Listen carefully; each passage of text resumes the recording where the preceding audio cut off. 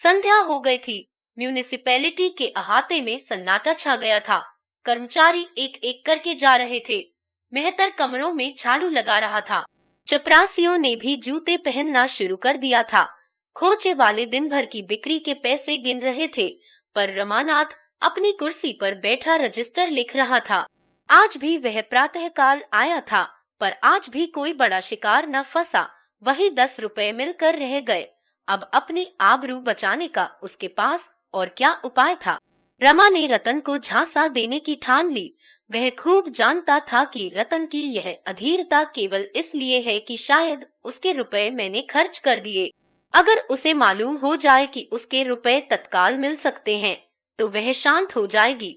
रमा उसे रुपए से भरी हुई थैली दिखाकर उसका संदेह मिटा देना चाहता था। वह खजांची साहब के चले जाने की राह देख रहा था।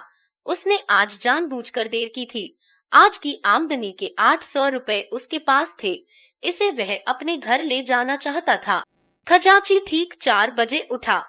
उसे क्या गरज थी कि रमा से आज की आमदनी मांगता। रुपए गिनने से ही छुट्टी मिली।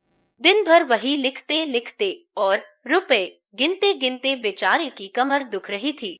रमा को जब मालूम हो गया कि खजांची साहब दूर निकल गए होंगे, तो उसने रजिस्टर बंद कर दिया और चपरासी से बोला, थक ई उठाओ, चलकर जमा कर आए। चपरासी ने कहा, खजा ई बाबू तो चले गए। रमा ने आंखें गाड़कर कहा, खजा ई बाबू चले गए, तुमने मुझसे कहा क्यों नहीं? अभी कितनी दूर गए होंगे? चपरासी सड़क के नुक्कड़ तक पहुँचे होंगे। रमानाथ, यहाँ आमदनी कैसे जमा होगी? चपरासी, को महो तो बुला लाऊं। रमानाथ, ई जाओ भी, अब तक तो कहा नहीं। अब उन्हें आधे रास्ते से बुलाने जाओगे? हो तुम भी मेरे बचिया के ताऊब, आज ज्यादा छान गए थे क्या?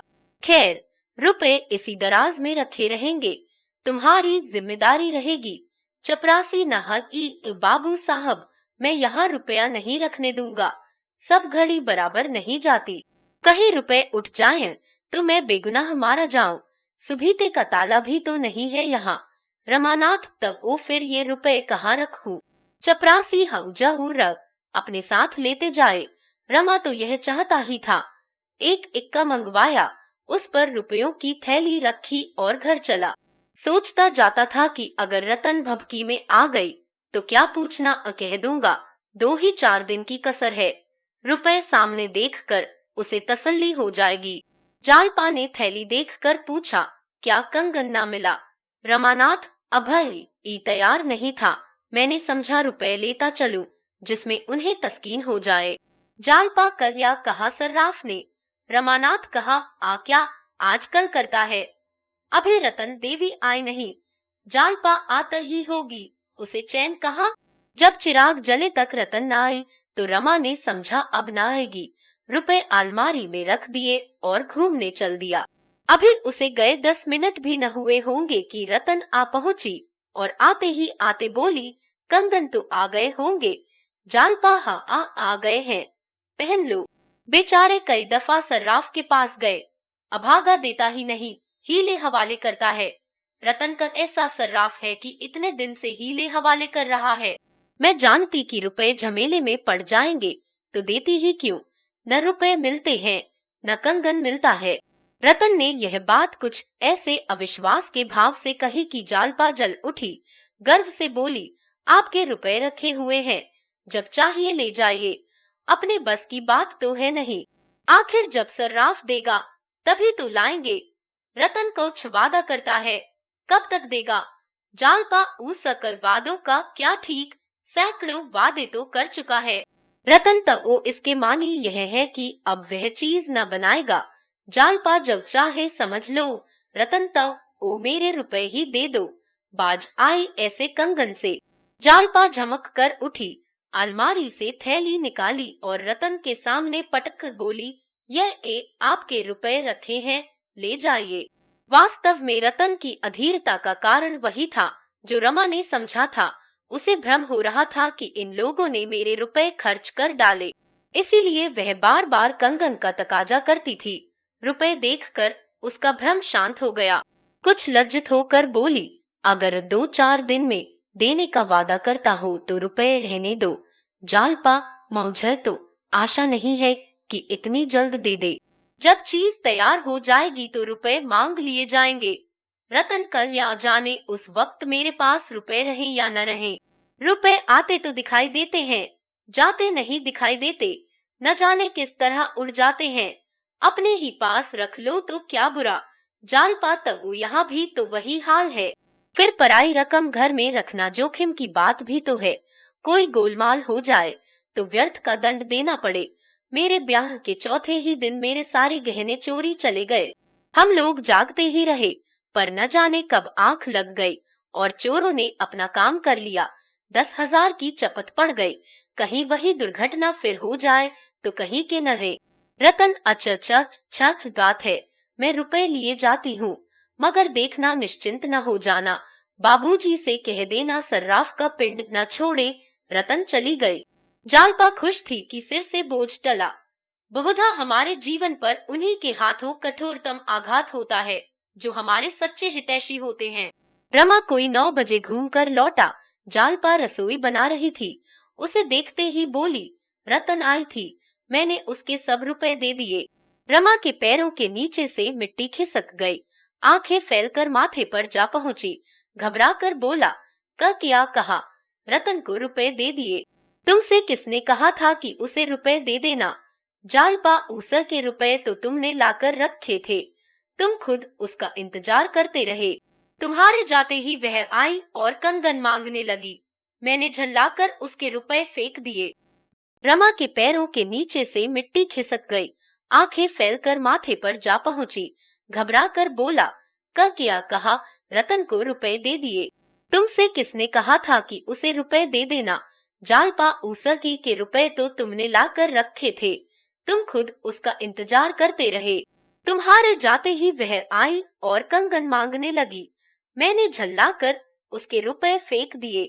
रमा ने सावधान होकर कहा, उस समय रुपए मांगे तो न थे। जालपा, माँ अगर क्यों नहीं? हाँ, जब मैंने दे दिए तो अलबत्ता कहने लगी, इसे क्यों लौटाती हो? अपने पास ही पड़ा रहने दो। मैंने कह दिया, ऐसे शक्की मिजाज वालों का रुपया मैं नहीं रखती। रमानाथ, ईश्वर के लिए तुम मुझसे बिना पूछे ऐसे काम मत किया करो। जालपा, तब वो अभी क्या हुआ? उसके पास जाकर रुपए मांग लाओ, मगर अभी से रुपए घर में लाकर अपने जी का जंजाल क्यों मोल लोगे? रमा इतना निस्तेज हो गया कि जालपा पर बिगड़ने की भी शक्ति उसमें न रही। रुआन सा होकर नीचे चला गया और स्थिति पर विचार करने लगा। जालपा पर बिगड़ना अन्याय था। जब रमा ने साफ कह दिया कि ये रुपए रतन के हैं और इसका संकेत तक न किया कि मुझसे पूछे बगैर रतन को रुपए मत देना, तो जालपा का कोई अपराध नहीं। उसने सोचा, इस समय झल्लाने और बिगड़ने से समस्या हल न होगी। शांत चित्त होकर विचार करने की आवश्यकता थी। रतन से रुपए वापस लेना अनिवार्य था।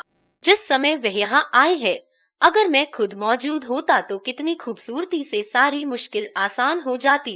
मुझको क्या शामत सवार थी कि घूमने निकला। एक दिन ना घूमने जाता तो कौन मरा जाता था। अब कोई गुप्त शक्ति मेरा अनिष्ट करने पर उताय हो गई है। 10 मिनट की अनुपस्थिति ने सारा खेल बिगाड़ दिया। वह कह रही थी कि रुपए रख लीजिए। जालपा ने जरा समझ से काम लिया होता तो यह नौबत काहे को आती, लेकिन फिर मैं बीती हुई बातें सोचने लगा। समस्या है, रतन से रुपए वापस कैसे लिए जाएं? क्यों न चलकर कहूँ, रुपए लौटाने से आप नाराज हो गई हैं। असल में मैं आपके लिए रुपए न था, सर्राफ से इसलिए मांग लाया था जिसमें वह चीज बना कर दे दे। संभव है वह खुद ही लज्जित होकर क्षमा मांगे और रुपए दे दे। बस इस वक्त वहां जाना चाहिए। यह निश्चय करके उसने घड़ी पर नजर डाली। 8:30 बजे थे। अंधकार छाया हुआ था। ऐसे समय रतन घर से बाहर नहीं जा सकती। रमा ने साइकिल उठाई और रतन से मिलने चला। रतन के बंगले पर आज बड़ी बहार थी। यहाँ नित्य ही कोई ना कोई उत्सव, दावत, पार्टी होती रहती थी। रतन का एकांत नीरस जीवन इन विषयों की ओर उसी भांति लपकता था जैसे प्यासा पानी की ओर लपकता है। इस वक्त वहाँ बच्चों का जमघट था। एक आम के वृक्ष में झूला पड़ा था। बिजली की बत्तियां जल रही थी, बच्चे झूला झूल रहे थे और रतन खड़ी झुला रही थी। हो हा मचा हुआ था। वकील साहब इस मौसम में भी ऊनी ओवरकोट पहने बरामदे में बैठे सिगार पी रहे थे। रमा की इच्छा हुई कि झूले के पास जाकर रतन से बातें करे, पर वकील साहब को खड़े देखकर वह संकोच के मारे उधर न जा सका। वकील साहब ने उसे देखते ही हाथ बढ़ा दिया और बोले, आओ रमा बाबू, कहो तुम्हारे म्युनिसिपल बोर्ड की क्या खबरें हैं। रमा ने कुर्सी पर बैठते हुए कहा, कोई नई बात तो नहीं हुई। वकील आपा कर बोर्ड में लड़कियों की अनिवार्य शिक्षा का प्रस्ताव कब पास होगा? और कई बोर्डों ने तो पास कर दिया। जब तक स्त्रियों की शिक्षा का काफी प्रचार न होगा, हमारा कभी उद्धार न होगा। आप तो यूरोप न गए होंगे। ओह, क्या आजादी है, क्या दौलत है, क्या जीवन है, क्या उत्साह है। अब बस मालूम होता है यही स्वर्ग है, और स्त्रियां भी सचमुच देवियां हैं। इतनी हंसमुख, इतनी स्वच्छंद, यह सब स्त्री शिक्षा का प्रसाद है।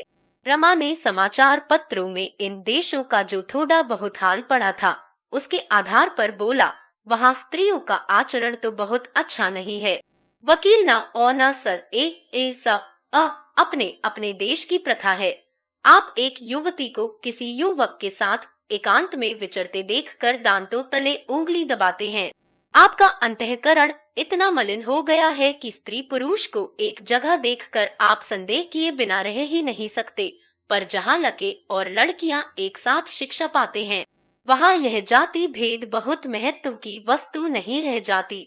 आपस में स्नेह और सहानुभूति की इतनी बातें पैदा हो जाती है कि कामुकता का अंश बहुत थोड़ा रह जाता है। यह समझ लीजिए कि जिस देश में स्त्रियों की जितनी अधिक स्वाधीनता है, वह देश उतना ही सभ्य है। स्त्रियों को कैद में, पर्दे में या पुरुषों से कोसों दूर रखने का तात्पर्य यही निकलता है कि आपके यहाँ जनता इतनी आचार भ्रष्ट है कि स्त्रियों का अपमान करने में जरा भी संकोच नहीं करती।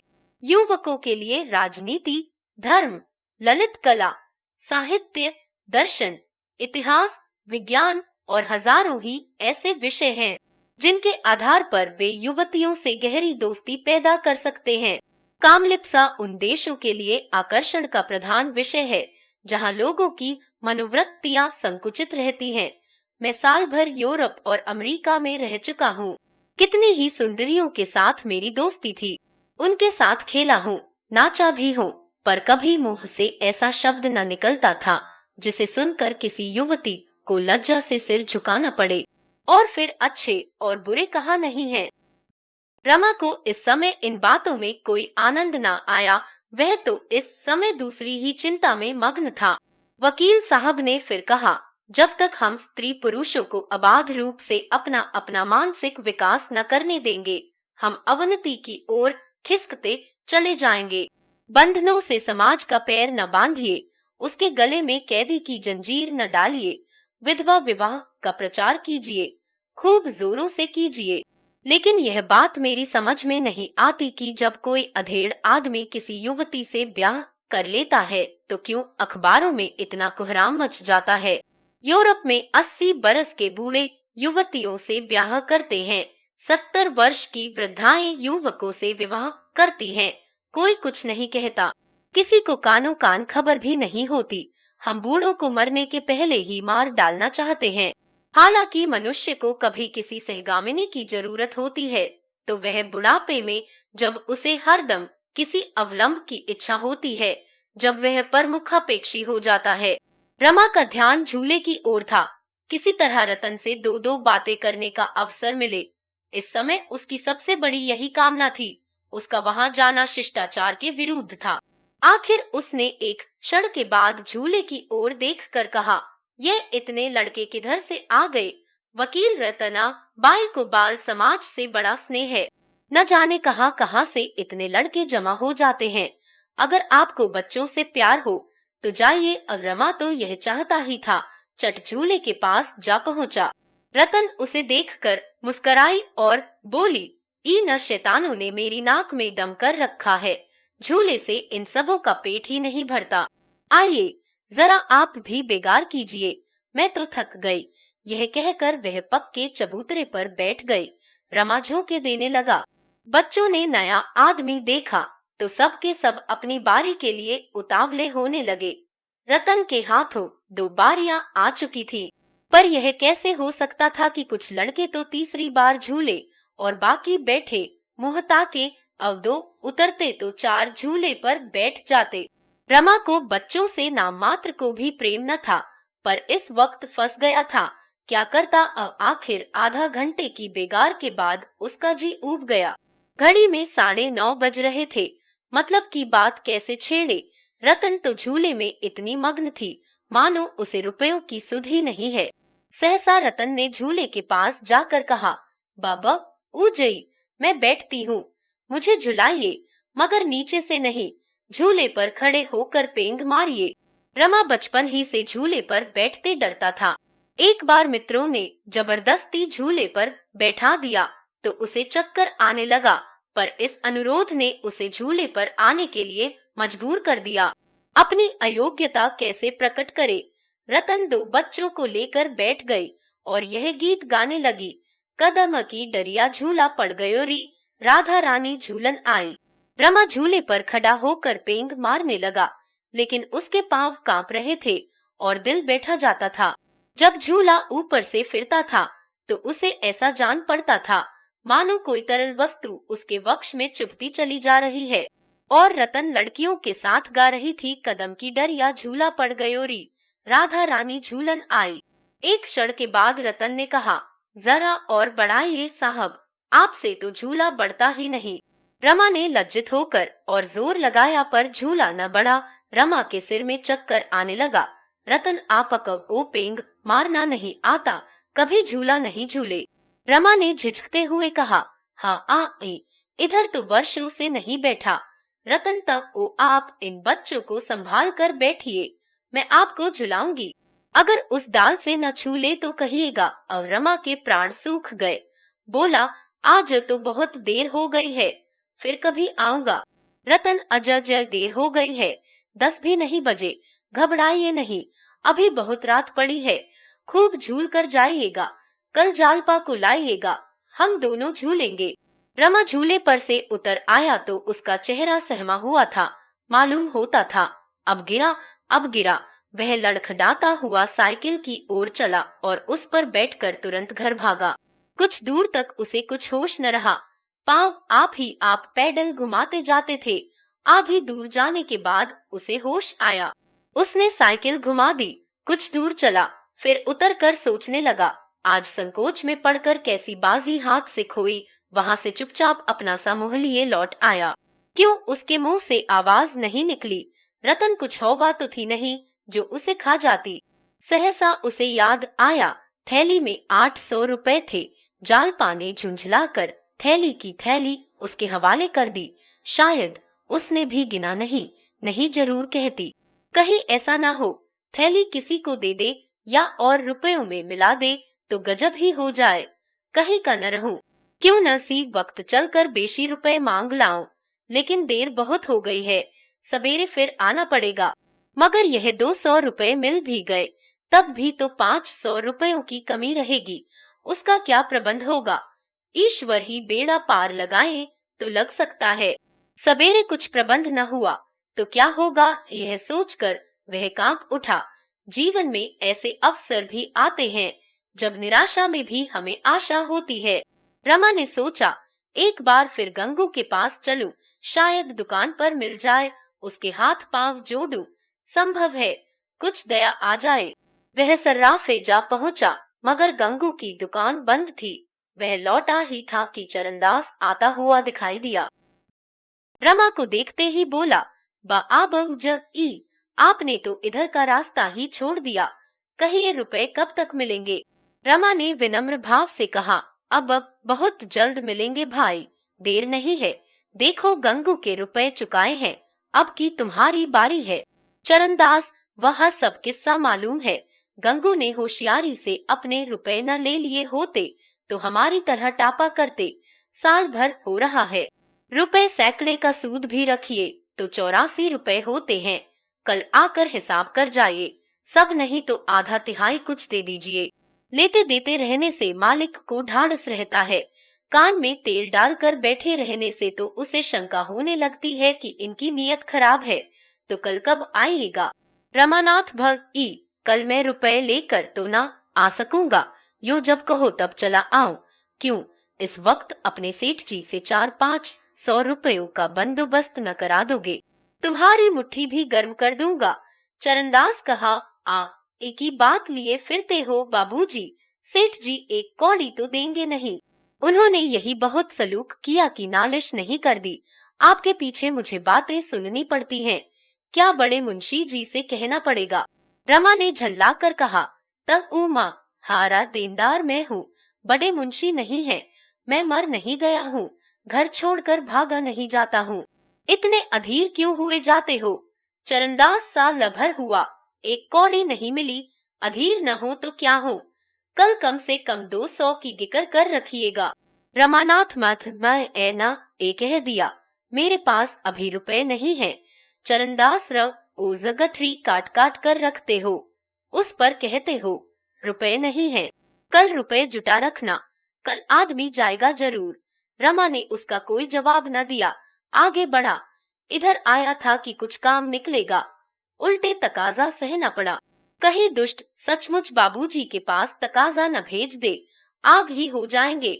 जालपा भी समझेगी कैसा लबाड़िया आदमी है। इस समय रमा की आंखों से आंसू तो न निकलते थे, पर उसका एक एक रोआ रो रहा था।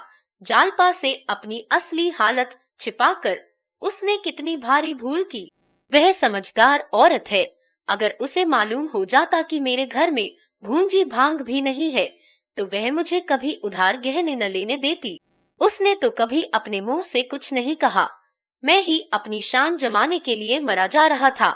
इतना बड़ा बोझ सिर पर लेकर भी मैंने क्यों किफायत से काम नहीं लिया? मुझे एक एक पैसा दांतों से पकड़ना चाहिए था। साल भर में मेरी आमदनी सब मिलाकर 1000 से कम न हुई होगी।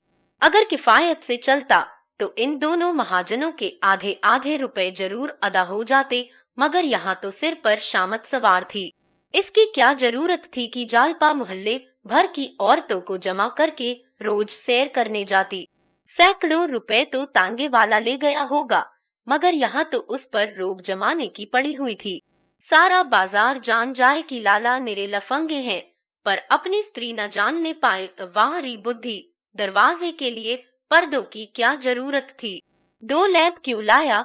नई निवाड़ लेकर चारपाइयां क्यों बिनवाई? उसने रास्ते ही में उन खर्चों का हिसाब तैयार कर लिया, जिन्हें उसकी हैसियत के आदमी को टालना चाहिए था। आदमी जब तक स्वस्थ रहता है, उसे इसकी चिंता नहीं रहती कि वह क्या खाता है, कितना खाता है, कब खाता है। लेकिन जब कोई विकार उत्पन्न हो जाता है, तो उसे याद आती है कि कल मैंने पकौड़ियां खाई थी। विजय बहिर्मुखी होती है, पराजय अंतर्मुखी। जालपा ने पूछा, कहा, चले गए थे, बड़ी देर लगा दी। रमानाथ तब उमा हारक एक कारण रतन के बंगले पर जाना पड़ा। तुमने सब रुपए उठाकर दे दिए, उसमें 200 रुपए मेरे भी थे। जालपा तब ओ मुझे क्या मालूम था, तुमने कहा भी तो न था, मगर उनके पास से रुपए कहीं जा नहीं सकते, वह आप ही भेज देंगी। रमानाथ माँ आना पर सरकारी रकम तो कल दाखिल करनी पड़ेगी। जालपा कल मुझसे 200 रुपए ले लेना, मेरे पास है। रमा को विश्वास न आया, बोला, कही हो न तुम्हारे पास इतने रुपए कहाँ से आए? जालपा उमा है, इससे क्या मतलब, मैं तो 200 रुपए देने को कहती हूँ। रमा का चेहरा खिल उठा, कुछ कुछ आशा बंधी। 200 रुपए यह दे दे, 200 रुपए रतन से ले लूं, 100 रुपए मेरे पास है ही, तो कुल 300 की कमी रह जाएगी। मगर यही 300 रुपए कहाँ से आएंगे? ऐसा कोई नजर न आता था जिससे इतने रुपए मिलने की आशा की जा सके। हाँ, अगर रतन सब रुपए दे दे तो बिगड़ी बात बन जाए। आशा का यही एक आधार रह गया था। जब वह खाना खाकर लेटा तो जालपा ने कहा, आज किस सोच में पड़े हो? रमानाथ सब ओच किस बात का, क्या मैं उदास हूँ? जालपा, किसी चिंता में पड़े हुए हो, मगर मुझसे बताते नहीं हो। रमानाथ, ऐसा कोई बात होती तो तुमसे छिपाता। जालपा व आहा, तुम अपने दिल की बात मुझसे क्यों कहोगे? ऋषियों की आज्ञा नहीं है। रमानाथ, मैं उन ऋषियों के भक्तों में नहीं हूँ। जालपा, वह तो तब मालूम होता जब मैं तुम्हारे हृदय में बैठकर देखती। रमानाथ, वहाँ तुम अपनी ही प्रतिमा देखती। रात को जालपा ने एक भयंकर स्वप्न देखा। वह चिल्ला पड़ी। रमा ने चौंक कर पूछा, क्या है? जालपा, क्या स्वप्न देख रही हो? जालपा ने इधर उधर घबराई हुई आंखों से देखकर कहा, बड़ संकट में जान पड़ी थी। न जाने कैसा सपना देख रही थी। रमानाथ, क्या देखा? जालपा, क्या बताऊं, कुछ कहा नहीं जाता। देखती थी कि तुम्हें कई सिपाही पकड़े लिए जा रहे हैं। कितना भयंकर रूप था उनका। रमा का खून सूख गया। 2-4 दिन पहले इस स्वप्न को उसने हंसी में उड़ा दिया होता। इस समय वह अपने को सशंकित होने से न रोक सका, पर बाहर से हंसकर बोला, तो मना सिपाहियों से पूछा नहीं, इन्हें क्यों पकड़े लिए जाते हो? जालपा, तब उमा है, हंसी सूझ रही है और मेरा हृदय कांप रहा है। थोड़ी देर के बाद रमा ने नींद में बकना शुरू किया, अमा माँ कहे देता हूँ, फिर मेरा मुंह न देखोगी, मैं डूब मरूंगा। जालपा को अभी तक नींद न आई थी। भयभीत होकर उसने रमा को जोर से हिलाया और बोली, माँ ऊझे तो हंसते थे और खुद बकने लगे। सुनकर रोए खड़े हो गए। स्वप्न देखते थे क्या? रमा ने लज्जित होकर कहा, हाँ जी, न जाने क्या देख रहा था, कुछ याद नहीं। जालपा ने पूछा, मामा आज को क्यों धमका रहे थे? सच बताओ, क्या देखते थे? रमा ने सिर खुजलाते हुए कहा, कुछ याद नहीं आता, यूं ही बकने लगा हूँगा। जालपा, अच्छा तो करवट सोना। चित सोने से आदमी बकने लगता है। रमा करवट पौड़ गया, पर ऐसा जान पड़ता था मानो चिंता और शंका दोनों आंखों में बैठी हुई निद्रा के आक्रमण से उनकी रक्षा कर रहे हैं। जगते हुए 2 बज गए। सहसा जालपा उठ बैठी और सुराही से पानी उंडेलती हुई बोली, बदल ई प्यास लगी थी, क्या तुम अभी तक जाग ही रहे हो? रमा, जी, नींद उचट गई है। मैं सोच रहा था तुम्हारे पास 200 रुपए कहाँ से आ गए, मुझे इसका आश्चर्य है। जालपा, ये रुपए मैं मायके से लाई थी, कुछ विदाई में मिले थे, कुछ पहले से रखे थे। रमानाथ, तब तो तुम रुपए जमा करने में बड़ी कुशल हो, यहाँ क्यों नहीं कुछ जमा किया? जालपा ने मुस्करा कर कहा, तब ओ महा है पाकर अब रुपए की परवाह नहीं रही। रमानाथ, अपन एव भाग्य को कोसती होगी। जालपा, भाग आ गई को क्यों कोसू? भाग्य को वह औरतें रोए जिनका पति निखट्टू हो, शराबी हो, दुराचारी हो, रोगी हो, तानों से स्त्री को छेदता रहे, बात बात पर बिगड़े। पुरुष मन का हो तो स्त्री उसके साथ उपवास करके भी प्रसन्न रहेगी। रमा ने विनोद भाव से कहा, तब मैं तुम्हारे मन का हूँ। जालपा ने प्रेमपूर्ण गर्व से कहा, मरे जो आशा थी उससे तुम कहीं बढ़कर निकले। मेरी 3 सहेलियां हैं, एक का भी पति ऐसा नहीं। एक MA है पर सदा रोगी, दूसरा विद्वान भी है और धनी भी पर वेश्यागामी, तीसरा खरगुस्सू है और बिल्कुल निखट्टू। रमा का हृदय गदगद हो उठा।